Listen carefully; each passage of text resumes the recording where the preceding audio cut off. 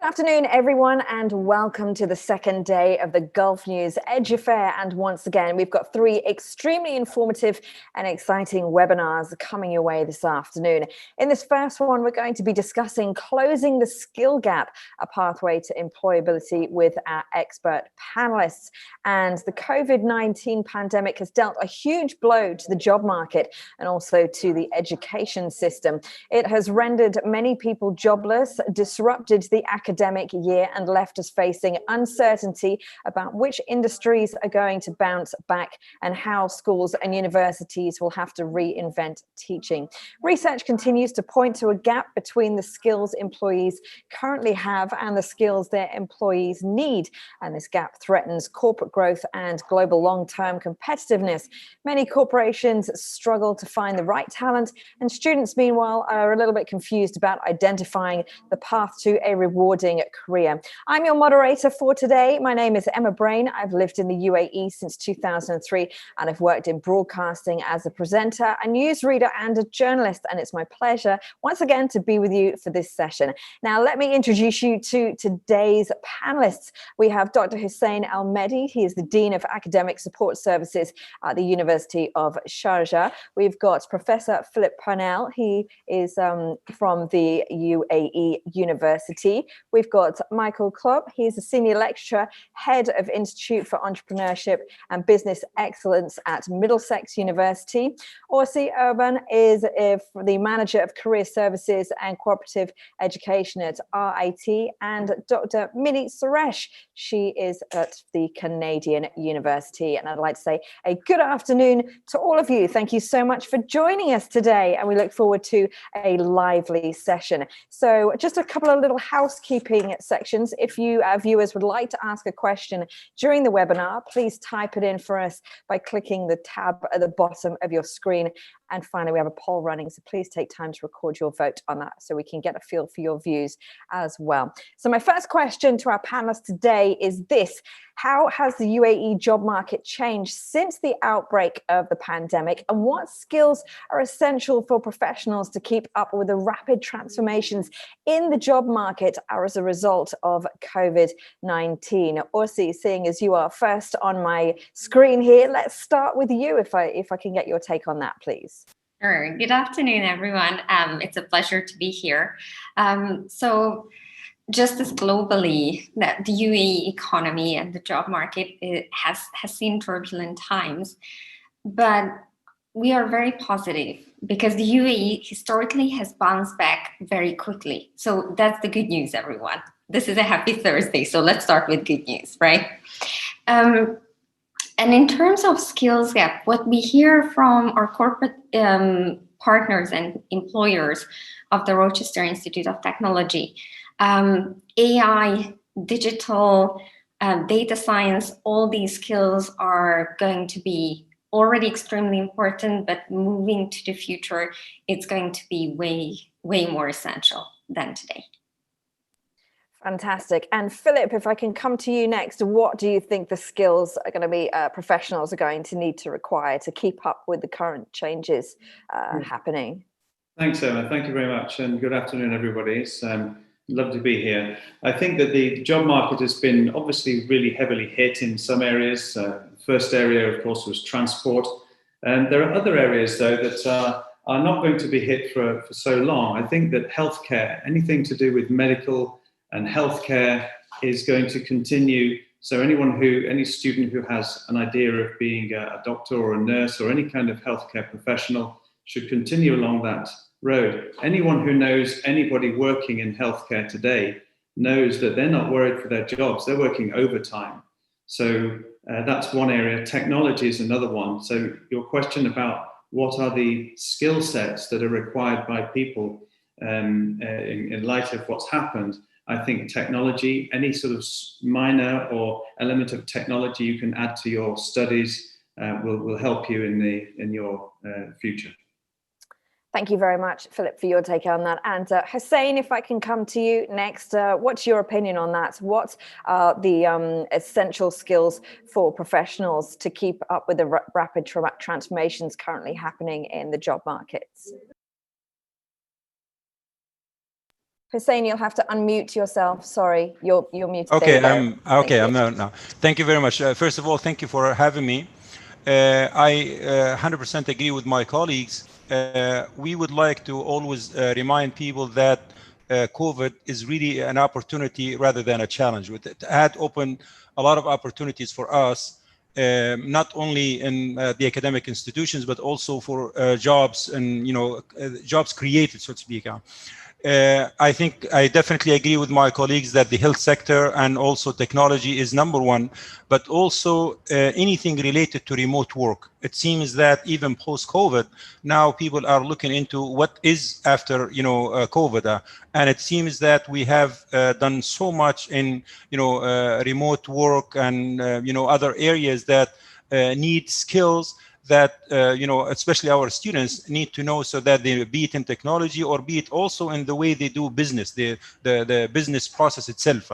So this is something that it is really now becoming as a much needed skills in the job market. And institutions now, like the University of Sharjah, is looking at their curriculum to make sure that it is upgraded to provide students and graduates with the skills needed to for these kind of jobs.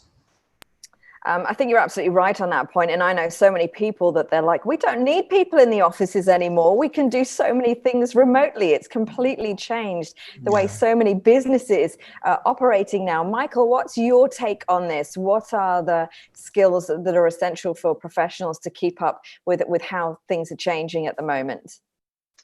Good afternoon from my side. Greetings from Middlesex University to everyone. So I think I can just agree to what my colleagues have said. So we have, of course, the big mega trends that anyhow now coming more and more, like healthcare and other topics. But I think essentially we see a whole shift in the business model today. So I think just now going into education is now the right time, because you will see, or we see in the market, that employees are looking for more skilled people.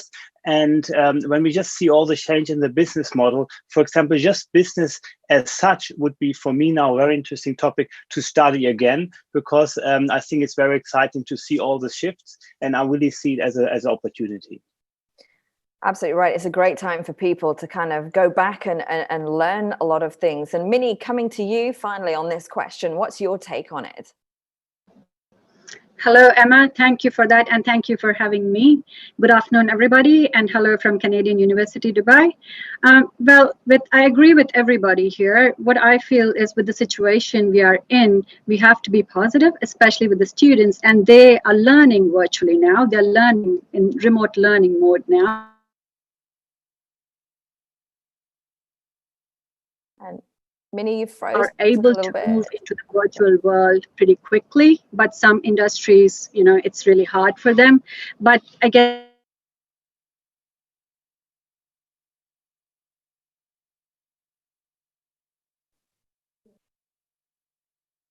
I think we've got a little problem with Minnie's connection there at the moment. She's freezing just a little bit on us, so we'll try and get that sorted as soon as possible. Situation soon. We've seen this with the GFC.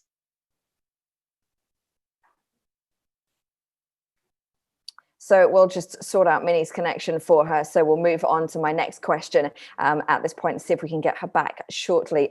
Companies are often seeing a lack of alignment between the skills they need in workers and the skills they say new graduates possess. So what are higher education institutes doing to bridge those skill gaps? What are we seeing as the major gaps, and what are institutions doing to bridge those? Philip, let's start with you on this one, please. Yeah, thank you. This is a really important subject, because there's been this gap between higher education institutions and industry for some time. When we talk to industry now, they point out that a lot of the job market has changed. If you look back just 10, 20 years, there were jobs then that people did, like travel agents or people developing photographs, that don't exist today. And if you look forward 10 or 20 years, there are going to be a whole load of jobs out there that we can't yet define. So what we're saying, what industry is saying to academia, is we don't exactly know what the people need to be trained in. We know the area, so give them some skills, but then also don't give us trained people, give us trainable people, because we'll do the finishing touches. They need certain skills though, and those skills are going to be things like the basics, which are soft skills, which are things like working in groups. It sounds very easy, like, oh, let's get into a group to do this work. But in fact, it has a whole lot of sub-skills within there. It includes things like conflict management, resolution of conflict, and other things are things like being a good listener. You know, when your friend says to you, oh, you're a really good listener, you think, oh, you go away thinking, right, that's very good. But in fact, it's a very, very valuable skill. I learned it years and years ago, 25 years ago, on a sales training course. The sales trainer told us to be a good salesperson, you need one of these and two of these. And he pulled his ear. And I realized over time that is in fact good advice for any career. To be a good listener really, really helps. And so these are the kind of skills. So it's critical thinking, problem solving. So instead of telling students, this is how you solve a problem, just give them the problem and allow them to develop their own way of solving it, which has two positive outcomes. First of all, it provokes them to use intrinsic learning. So if you work out how to do something yourself, it's worth 10 times as much as if someone tells you how to do it. And the second thing is, young people haven't yet developed the boundaries that we oldies have. So they might come up with new solutions we hadn't thought of. I love that. And Minnie, I'm going to come to you on this one next, because we lost you a little bit on the last question. So apologies for that. So I don't know if you heard this question. Companies are seeing a lack of alignment between the skills they need in workers and skills they say new graduates possess. So what are higher education institutes doing to bridge those skills gaps? What's your take on that? Emma, I'm sorry if I was lost in between. That's okay. Hopefully I'm here. It happens. It's fine. Yeah. So with the universities, I absolutely agree with what Michael was saying before. Group work is so important. Collaboration is really important. Being able to work with others, like team work, is so important. There's also this area, especially in design, it's sort of gray. So you have to work with engineers, probably. You have to work with a whole lot of other people to sort of make sure that you understand what you're doing. So it's not just your profession. You also, the industry is changing, so you have to be so hands-on with all these other areas and understand what they can do as well, and being able to work with what the others want, or just not think about yourself as a professional, but understand what this person on the opposite side wants is so important. So sometimes, you know, especially now with the generation now, we understand that they are sort of within themselves, especially with the virtual world and having their devices. So it's so important to get out there and meet people, understand what they want. I feel that's super important. Fantastic. And Orsi, if I can come to you next, what's your take on this question? Well, I couldn't agree more about the soft skills, of course. And also what Philip was mentioning on preparing students with a trainable mindset. So then when they reach industry can also shape them further to whatever careers they are going to be in. But the foundation actually starts with internships. So any high school student who is listening, it's great you're here. And second of all, I can highly encourage you, get into internships as soon as possible, because this is going to make you employable very early on. And what we do believe in RIT Dubai is really the industry placement. So our students would need to complete between 3 months to a year internship. And that's an extensive amount of time. So this is one way how we are bridging the gap with the cooperative education. So all in all, yes, soft skills are so important, but also exposing yourself early on to the job market. This is how you also close that skills gap.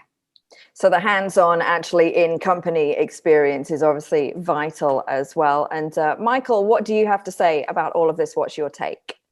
Yeah, I think, at least from my side, I don't hear so much of a big gap anymore.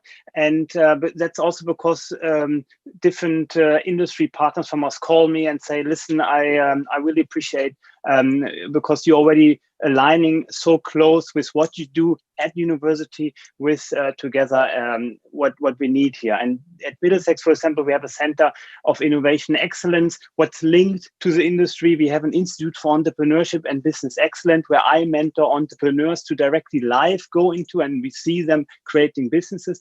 We have Institute for Sustainable Development and Institute for Innovation and Human Experience, and so on.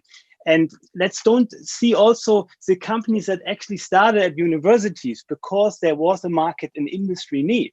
FedEx, for example, in 1971, Dell Computers, Dropbox. Dropbox was started because the student always forgets the USB stick to go to university, so he started. But also Nike was started at the university. And of course, Microsoft, Google, Facebook, Yahoo, Snapchat, Apple started because they actually went to a college and university.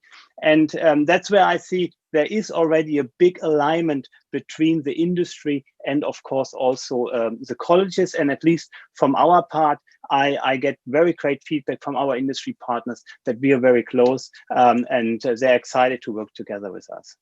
Fantastic. That's amazing to hear. And Hussein, what is your take on this question, please? Being the last one, I think it's my colleagues covered everything, but I just wanted to emphasize the fact that our students nowadays, they really have to be multidimensional.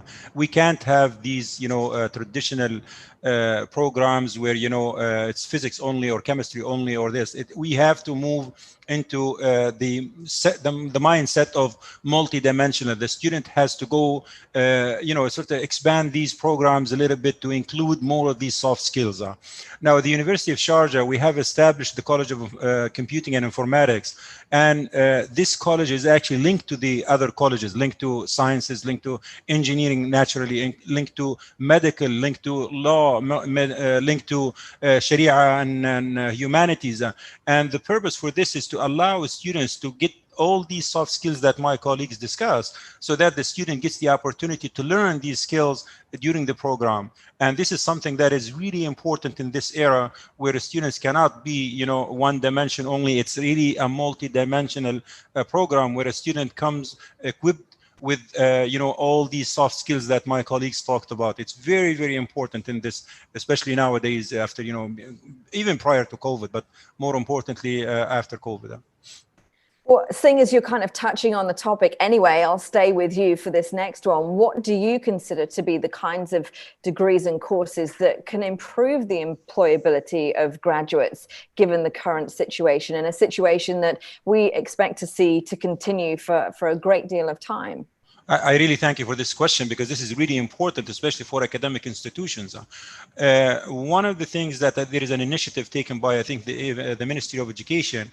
We're now looking at partner, you're looking at different institutions to partner in joint programs. And these joint programs are, academic programs are really cater to serve these new, let's say, job market needs, or even complementary programs. So for example, let's say University of Sharjah partners with other universities, and especially now after COVID, where learning is becoming, distant. So this is an opportunity for institutions to really expand on their programs, academic programs, to make sure that they incorporate all of these soft skills into the programs. Some institutions where, limits, there are limits, they can definitely join or partnership with other institutions to establish these joint programs, these programs that cater to the, the needs of the job market, and also prepares the student with these soft skills, with these all required skills, be it at the technology level or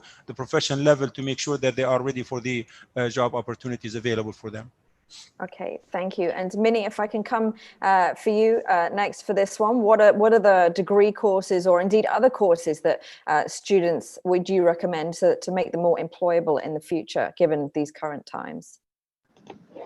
Thank you, Emma. And I absolutely agree with, there has to be an interconnection with a lot of courses.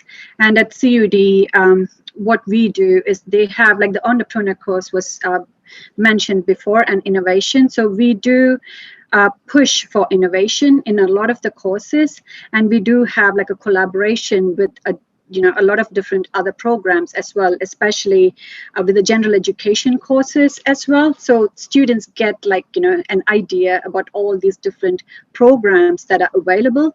But in terms of skill sets and future employability, especially that we are in this COVID situation and we are moving into this virtual world where people are so much more confident with their understanding of remote working, virtual world, I feel anything that is related to remote work, virtual reality, augmented reality would be really great. And students do need to have technical skills, whatever, no matter what, even in healthcare, like business, or in terms of design, we do have several programs which is aligned with the sort of hands-on skills, and students do work with innovation and entrepreneurship as well. So it's open for you guys, it's like the world is open for you now, especially with the virtual learning.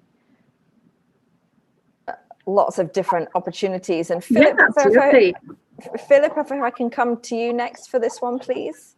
Yes, of course. Thanks for the question. So at the UAE University, we have a Centre for Excellence in Teaching and Learning, and they're working on the redesign and continuous upgrading of the programs, the academic programs. I think that something that will help people a lot, young people a lot at the moment, is how to present themselves, because it's we all talk about how to get in front of the industry, but really you've got to somehow be the one that they choose. So writing skills are very important, speaking skills and public speaking especially. If you can write well, people are going to read what you've written. They'll enjoy it. So for example, article writing is something we include a lot of. Grant proposal writing, which is a completely different style of writing, but it's really useful. CV writing, what young people don't need to improve their CV. Proposal writing, how can you convince somebody to invest in your idea? And then storytelling. So if you think about when you're talking or reading a passage from a storybook, it's far more exciting and interesting than someone who's reading an academic article. So I think storytelling, everyone loves a story, so that's actually quite a good skill. On the technical side, the hard skill side, I think any course that includes an element of coding is useful nowadays. Some of the universities in the States are insisting on coding in every single course. That's something that you can all do. Statistics, as we're becoming a data-driven society, statistical skills are very important as well. Fantastic. I love that. The storytelling and, weaving, because as you say, we've got to learn how to talk and listen and do things slightly different these days. It's all so, so important. And Orsi, what is your take on this as well, please? Well, I can only second Minnie and Philip on, all the technical skills. And what I would add here is that all these are transferable skills. So anyone who is listening, I really would like you to register that AI, statistics, anything digital, problem solving, computing, this is what you can apply if you are going to be an entrepreneur and you want to establish your startup, if you're going to work for a company, if you are going to be a consultant, if you hope to be a researcher or faculty. So it's anything you are going to study, and especially what is tech related, that can transform your career in so many different paths. So we all keep repeating tech. So look into that area. Fantastic. And Michael, do you have another take on all of this? I'm interested to hear your views. Yes. So what kind of degree would I recommend in the current situation probably the Middlesex master's degree, because I'm responsible to manage that. And I see a lot of success cases actually, where students partner with each other, start their own businesses, or actually then even, they just recommend each other and they already have their heads up. But of course, the skills already what we all mentioned, but if I recommend always to students to focus on their strengths and then mix that together with their passion and with the love for what they do, because then we see that they're actually successful. So again, focus on your strengths and then mix it with your passion, and you will see you develop a love for what you do, and then success comes automatically. Okay, and I'll stay with you for the next question, which is an add-on. Universities and higher education facilities across the UAE are deploying more resources to increase the emphasis on job-focused skill development, which we've mentioned a lot of already, to respond to calls for graduates to be more ready to go into the job market. So what initiatives have you come up with and taken to make your graduates more employable so that they kind of hit the ground running when they leave? Right. So basically from day one, we started to partner with organizations like Education for Employment, where the students learn additional soft skills. Next to that, we increased massively our virtual meetings and networking. So we realized that networking on a virtual base, like we do today, is actually working and amazing. So we did that with Dell computers, with Microsoft, with Spotify, and with lots of other companies. And we even did online job fairs with single employers, and that was very successful. Wonderful. And Hussein, if I can come to you next, what do you have going on there in Sharjah for your students to be job ready? What initiatives do you have going? Absolutely. I just wanted, if you allow me, I just wanted to make one comment because we may miss it, is the fact that when we, all of us are talking about, technological skills and communication skills, hopefully the message to our students who are watching there, we're not saying that these are the jobs and you have to, don't forget about Sharia or forget about law. No, it's not like that. We're just telling them, hey, you need to pay attention to these skills. These skills now are important across the board.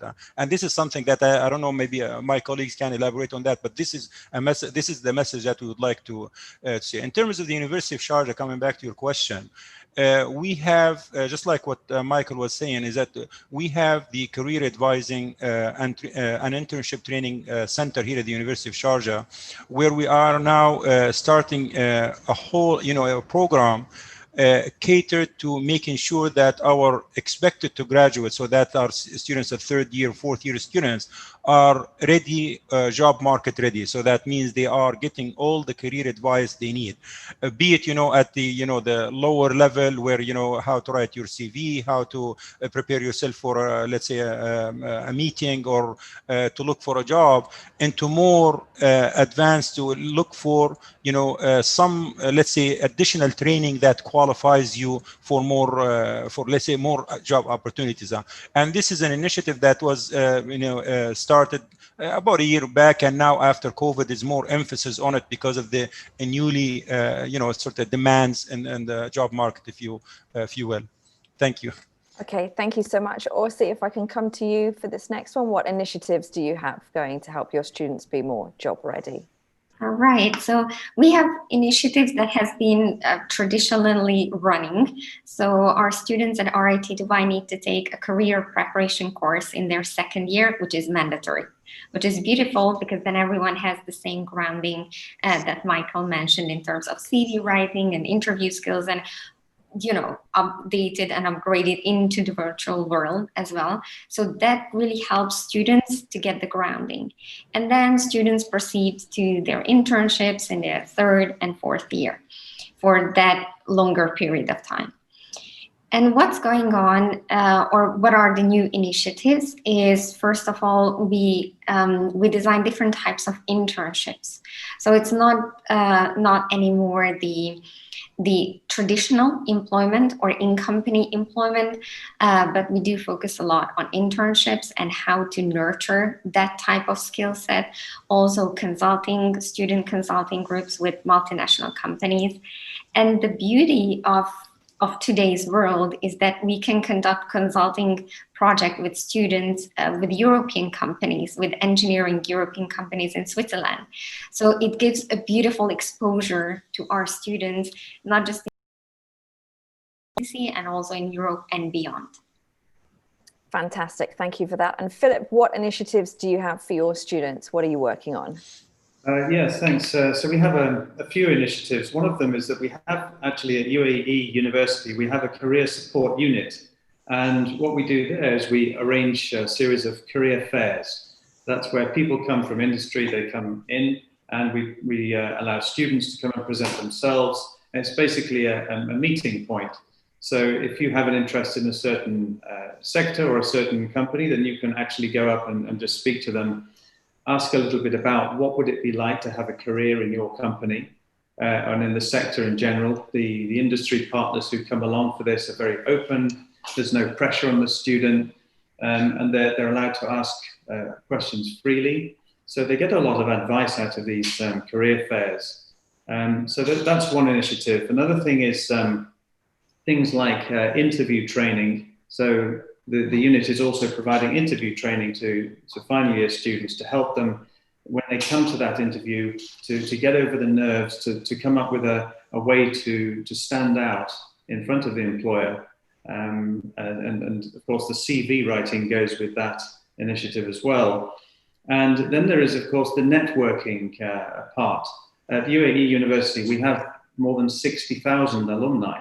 So that's a big pool of people that can help out with the people who are coming through at an earlier stage. So we do help them with things like using their technical skills, because some of these teenagers are more advanced with social media than we are. And they're teaching us how they're using social media. And what we're doing is we're trying to channel their skills and that energy into how they can use it to achieve their goals, which is often to get in touch with the right companies or organizations, to present themselves well, and to start building up that network of people both in and outside the country. Wonderful, thank you. And Minnie, what initiatives do you have going on for your students? Thank you, Emma. So with the Canadian University Dubai, we do have a career unit. So we do have career counselors who get them career ready when they go out. But I guess one of the main initiatives that we started was the entrepreneurship course, which all students have to undergo. So it is a course which gets them ready if they want to go into businesses, because we see like small businesses growing now, even like, websites, and like, youngsters have like their own blogs, their own websites and stuff like that. So we get them career ready for those as well.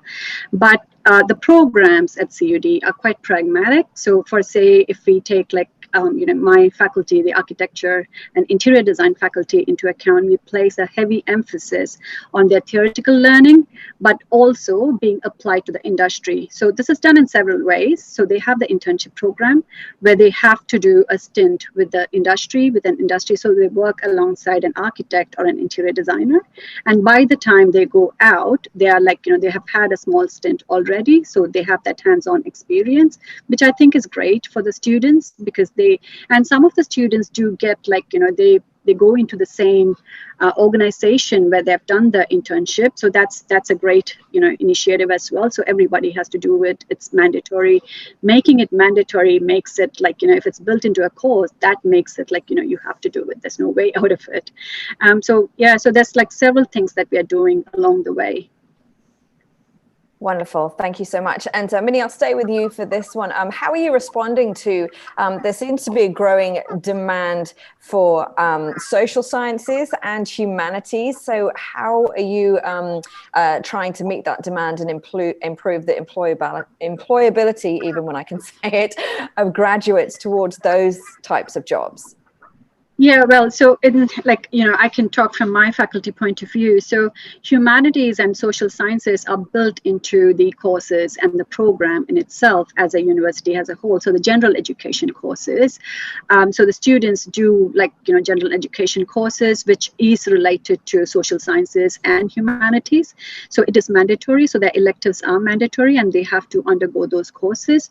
So they get those and it's also part of the program so that they actually work work with other students from other disciplines as well, so they understand what they learned from a theoretical point of view, and then they try to apply that into the courses of their their major courses as well, which is a great outcome.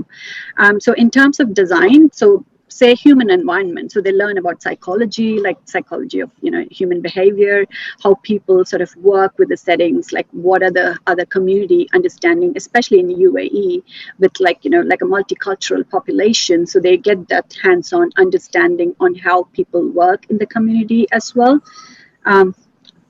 Thanks, Emma. Okay, lovely. And Michael, I'll come to you for that one as well. Please. Yeah, I think at Middlesex University, we have a wide range of undergraduate, but also postgraduate programs. For example, law and also psychology, where students really go beyond the textbook and really work on cutting edge research. And we also do this, for example, sometimes combined with also the business students, that we have certain projects about the mentioned institutions we have within the university, where they just work together as well. And from my personal experience, I can say the same. For example, I now just do research with 3 of my colleagues from the psychology department. And there we just link already the psychology and the business aspect. And that also happens on the faculty level, but also with the students. Okay, wonderful. And Hussein, what about you for those sectors? What are you doing to help improve your graduate skills in those? Yeah, absolutely. Well, the University of Sharjah being, one of the most comprehensive universities in the UAE, we have the College of Humanities in general. So arts, we have all host of programs, including social sciences. And not only at the undergraduate level, but we also have MSc and PhD in social and applied sociology. So this is a huge advantage for us, because what it allows us, just like what my colleague said, it allows us to introduce into the university elective courses. We introduced more electives that allow students to take some of these courses, even if they are from other programs. Let's say I'm talking about different colleges. The other point that I'd like to raise here at the University of Sharjah, we have an institute, a research institute on humanities and social sciences, and this allows us allowed us to basically offer opportunities for our students to do research, and so especially in areas that are, again, I will go back to the interdisciplinary programs. For example, law. We have now a program in law where it's law and space law. We have also other programs related to the effect or the social aspects of some of the, especially cybersecurity and all of these crimes and, new, let's say, if you wanted to call them that, field. So we do have a whole host of opportunities for our students in humanities in general. In Arabic also, we have the language, the Arabic, and we also have the Language Institute. We have all these programs that are available on at the undergraduate level and the postgraduate level. Wonderful, thank you. And Philip, same one to you. What are you doing to help your students with regards to those areas? Yes, thank you. Well, in fact, the UAEU, the Humanities and Social Sciences College is by far the largest college at the university. It is our specialty, one of our major specialties. And I think that what we would do, that I would say is unique and helps those people really to become job ready, is we do a lot of field visits. As you know, we're not located in the coastal region, we're in the interior. We're based in Al Ain, which is a city around 150 kilometers inland, and we're nestled at the foot of the country's largest mountain, Jebel Hafit. And this is a great place, it's a wonderful place. You'd never get tired in your whole life of visiting Jebel Hafit. We've got a lot of unique animal species there that people haven't seen before in other parts of the country. We've got lots of wildlife, we've got flora, we've got lots of things to see there. And so people really enjoy, the students really enjoy getting out and actually seeing things instead of learning about them in a book or an article. We also have archaeology sites here, which have been untouched for around 7,000 years.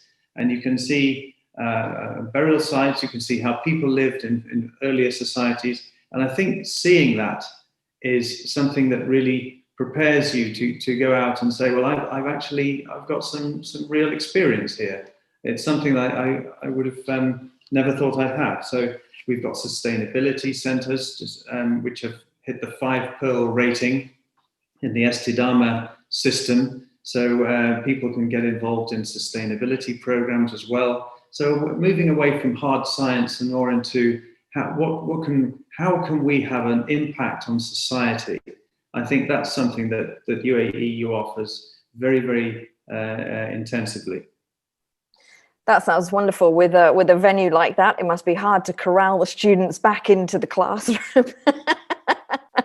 They're always out there. It sounds wonderful. Orsi, if I can give the next one to you, please. And I want to talk about collaborations and connecting with employers and businesses. How are you working together with employers and businesses to collaborate and make students more work ready? How are you working together, and how important is this to you? So thank you for the question. And this is so instrumental in terms of career services, because industry is going to tell us what they need and what they foresee that they are going to need. So this is why the collaboration between the university and industry is so important. So if you look at any large universities, they are always close to an entrepreneurial hub. They are always close to in fact, the surrounding. So RIT Dubai is located in Dubai Silicon Oasis, and we are super excited about our new upcoming campus, which is going to open doors in next year. So once again, the environment, the collaboration is so important, and specifically the Career Center, we have a career advisory board. And we are very proud to say that those advisory board members give us the right feedback on what are the skills that the students need.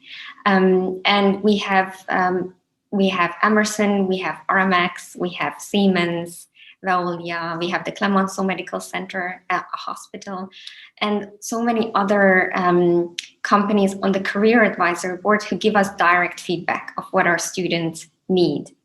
And also these are going to be the key employers as well. So in terms of student engagement, naturally we have the career fairs, all the career success sessions, where we can really bridge students with those employers and career advisory board members and beyond. So it's not just in the UAE, but naturally we have global campuses in the US and also in Europe. And we are very proud that German companies are also taking our students. So our engineering students complete their internships in Germany. So it's a great way for us to really make students career ready. Fantastic. And Minnie, if I come to you next for this one, how important are collaborations with businesses and employers to you, and how are you making those work? Well, certainly, it's so important. So at Canadian University Dubai, we've seen the collaboration with industry experts work really well, especially during internships. And one of the best things that we see students, they get excited when they have an industry expert coming in. So we have like seminars, we have talks, we have like collaborative programs with the industry experts. That's a positive actually that's come out of this virtual world now. So because we are in remote learning. So normally like every other class, we can have like an expert coming in and just talking for half an hour, which is usually not possible if you're in the physical campus. Like, you can't get them for half an hour. And then because there's commuting, there's a whole lot of, time issues. But now they are actually happy to come in and talk to the students. And the students get really excited with that. And what happens with that, with the collaboration, is they get into networking. So they talk, and then you'll see, hey, ma'am, I've emailed this person. Is that okay? Can I email him? Like, there's something that I want to talk about. So they get into this networking, and sometimes, like after internships, they are absorbed by the same organization. So it's a great outcome, but I guess like the industry need to be, be positive about it. Even if it's a small organization, like collaborate with universities, be ready to collaborate with universities. So it has to come from them as well. We do have a great collaboration happening now, but but some of the small organizations are not ready to do that yet. They just hold back. I guess that has to change as well. Okay, thank you so much. And Michael, if I can come to you, same question, please. Yes, thank you so much for the question. So basically, yes, it's absolutely essential. And that's why this is not that we just go to the employees, we actually take them in our classroom, and now as in the virtual world, of course, on a virtual base, where we directly hands-on discuss topics with them. We have directly case studies, and also, for example, the MBA students, they do live consultancy at live cases. And next to that, for example, our Center for Entrepreneurship or Institute for Entrepreneurship and Business Excellence, there we already have students who started their own business and now come back and say, hey, Dr. Michael, I would need some interns who now work in the company that I started at Middlesex, Dubai. And I think that's already great success stories. And that's where we want to now continuously strengthen the way forward. And I'm excited for that. Wonderful. And of course, the UAE focuses a lot on entrepreneurship. So it's great to see students coming up with their own ideas and then going on to do their own businesses and startups later on down the line, which is fantastic. Hussein, if I can ask the same of you, please. Yeah. What are your collaborations with employers and businesses, and how important are they to you? Absolutely important, and I think my colleagues have preceded me in saying this. It is extremely important to be in contact and in constant contact with the business out there. One thing that we found very successful at the University of Sharjah is to actually a little bit more than what one of my colleagues mentioned about the Central Advisory Board.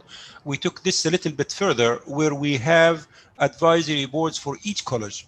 Each one of our colleges, and sometimes even departments, we have what we call the advisory boards, where we actually invite expertise, businessmen, some entrepreneurs, and influential figures sometimes, and get them into these advisory boards in the colleges and the departments. And these always, they have very, very valid input to the programs and how is the program going. And sometimes they give us feedback on how to upgrade and update our programs so that they are sort of aligned with the needs of the job markets. We have a lot of MOUs. We have a lot of local and even at the international level MOUs with companies and business owners, and in addition to that, we have all these opportunities available for us through the international exchange programs that we have at the University of Sharjah, where from around the world our students have opportunities sometimes to be exposed to real business opportunities. Wonderful, thank you. And Philip, same to you, please. Yeah, thanks very much. So at the UAE, we've developed a science and innovation park, which is here on the edge of campus. Actually, and we've called it the Oasis of Minds. As you know, Al Ain is the Oasis city. So our science and innovation park is the Oasis of Minds. And really what we're doing here is we're giving the students the opportunity, students and faculty, the opportunity to develop that entrepreneurial mindset.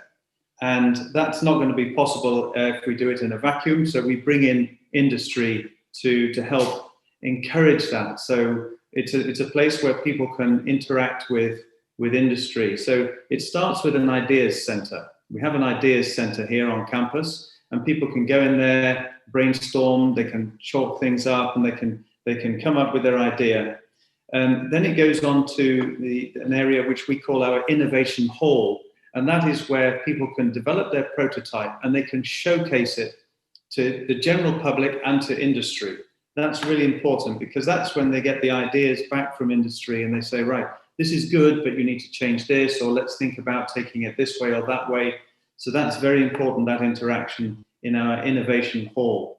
That moves on then to the Business Incubator, where the company develops and begins to form as a company itself.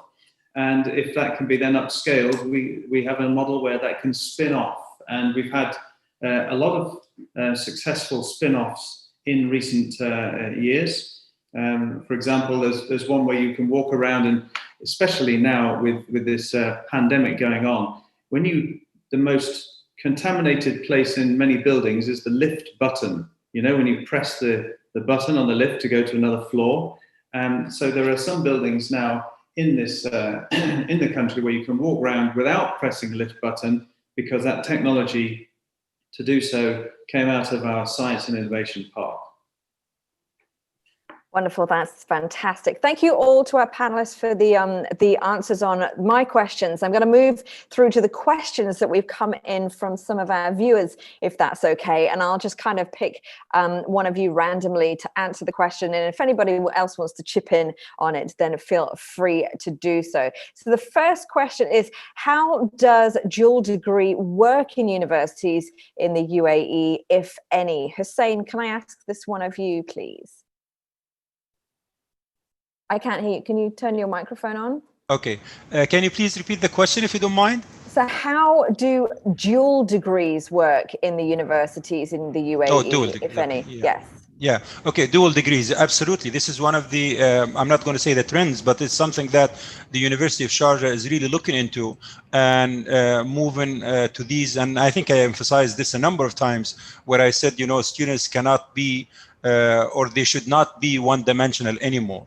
And they should go into these dual degrees so that they are more diverse and they have or they acquire more skills. At the University of Sharjah, we started a number of programs here where we offer students or we allow students to take you know, dual degrees with sometimes within the university and sometimes jointly with other institutions in different parts of the world. Okay, lovely, thank you. Ossie, I think this one's probably aimed for you. I want to pursue a Bachelor's of Engineering, Chemical Engineering. What options do I have?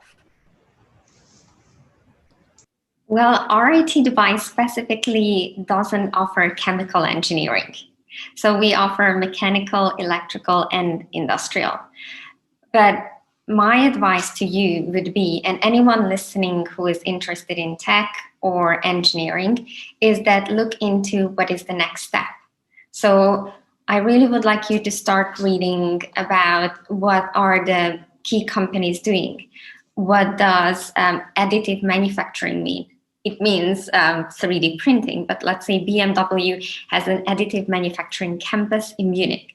So look into this subject, look into neuromorphic computing, look into quantum computing, because you are going to get into a degree which is going to give you a basic tech skill set that is going to make you successful in these areas.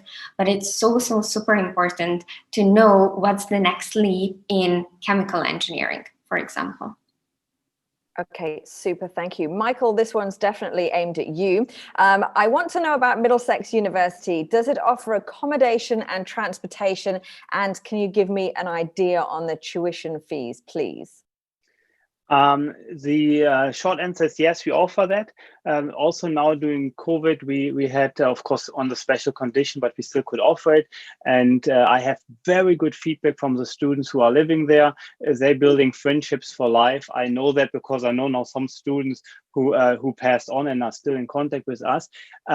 So that, yes, we do. Tuition fees, I would need to refer to our student office, who then would be the right contact to talk to, because we do have great options to join. And of course, they also create scholarships at special cases. So please contact our student office for that.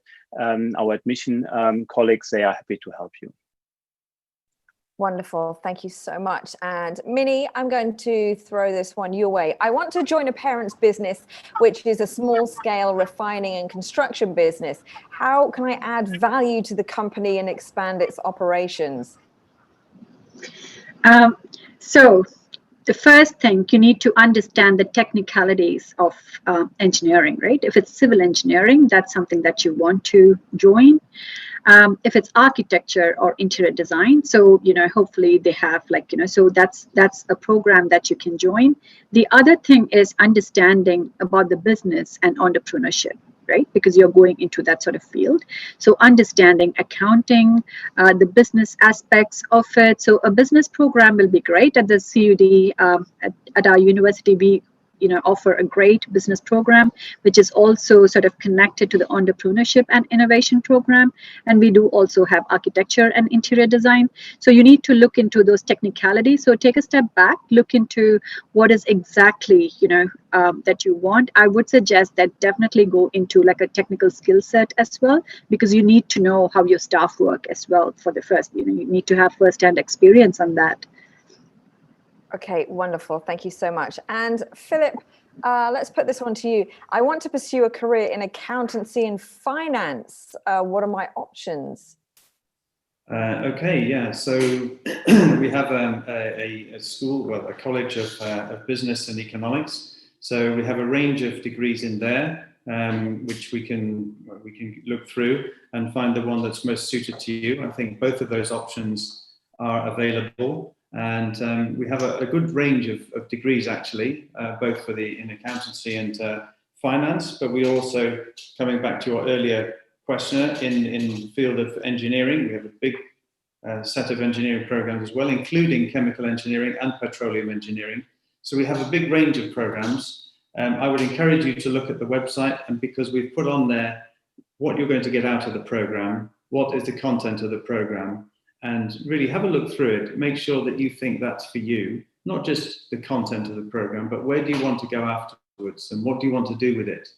And I think it's a good thing to do, to really read those programs and see who we're working with in the field to get an idea of what would you do after that. Wonderful. Thank you so much. Well, we've just about run out of time, so I'd like to thank all our panelists so much. Oh, we have one more question. I don't know who to put this one to. Who would like a psychology question? Raise your hand. Anyone want to take psychology? The question is, where can psychology graduates get placements in the UAE? Which university can help me with that? Who would like to answer that one? Michael, you're going to take this one? Let's go crazy, yeah. So basically, we have great feedback from our students who studied psychology at our university, and we did lots of fairs and job fairs with, for example, also headhunter companies, right? Where people also need this kind of skills. So we had them contacting us and already mapping with some students, but I think also even all the way to some of the more private not clinics, but like private approach, where you also then had the chance as a student to start with this degree. And there we do have actually good feedback from quite different industry partners. So I was actually very motivated to see like so many psychology students also, for example, taking HR positions and different corporate organizations. So I can recommend that, for example. Wonderful. Thank you so much. Thank you so much for all taking part in this webinar this afternoon. It's been amazing to speak to you all. And I love the fact that, all of you are reiterating skills like CV writing, presentation, how you come across, interview skills, what to wear. We will be talking about what to wear in our next webinar, which is going to be fantastic. So once again, I'm going to say a huge thank you to all my panelists today. We have Dr. Hussein Al-Mehdi from the University of Sharjah, Philip Purnell, who is Ranking Projects Manager at UAE University, Michael Klopp from Middlesex University, Orsi Urban from RIT, and Dr. Mini Suresh from the Canadian University. Once again, thank you all so much for taking part in this webinar. Your views have been invaluable to us and to our viewers. And we thank you once again, and hope to speak to you again very, very soon, and wish you an enjoyable rest of your day. Thank you so much. Thank you, Emma. Thank you very much. Goodbye. Thank you. Thank you. Thanks. Bye. Thank you. Thank you very much. Thank you.